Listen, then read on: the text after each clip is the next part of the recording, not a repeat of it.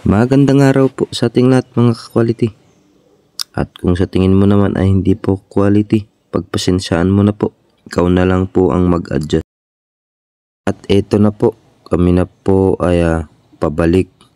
Pero kami ay maglalakad. So ayan, habang kami naglalakad, may nakita kami dito na native na baboy. Paki-comment naman kung ano ang tawag nyo dito sa inyong lugar. Kasi ito para siyang baboy ramo, quality pag nakatay.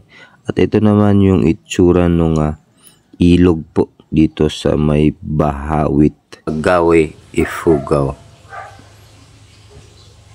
At ito, kami na ay paakyat pataas dito sa may Ifsu Lagawe Campus. At habang kami ay paakyat, napag-isipan namin na mag-shortcut. Ito yung sinasabi ko po na shortcut, kasi dati po nung mga bata pa kami, dito po yung lagi naming dinadaanan kasi nga mahirap ang transportasyon noon, wala tayong pamasahe.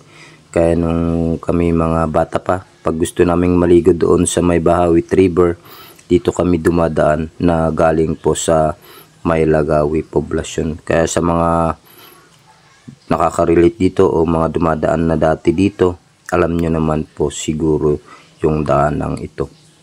At yan, kita nyo yung bukid na ito, hindi na po nila ginalaw at para matamnan ulit kasi problema nga po ang tubig sa ngayon.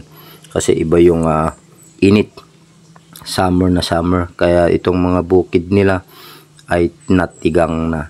Kaya napaisip tuloy ako na hindi lang pala tao ang natitigang. Hiyo no. Yan, pasintabi po. Joke lang po natin yun. At ito, tuloy kami sa paglalakad pabalik. At meron tayong makikita dito. Yan siya. Nawalan na din po siya ng tubig. Gawa nga po nitong summer season. Ito, pag dito kayo dumaan, may mga ganitong dadaan kayo. Hagdan po. Kasi simula na po dito, halos paahon na po yan hanggang sa kayo ay makalabas po doon sa may highway ng Lagawe.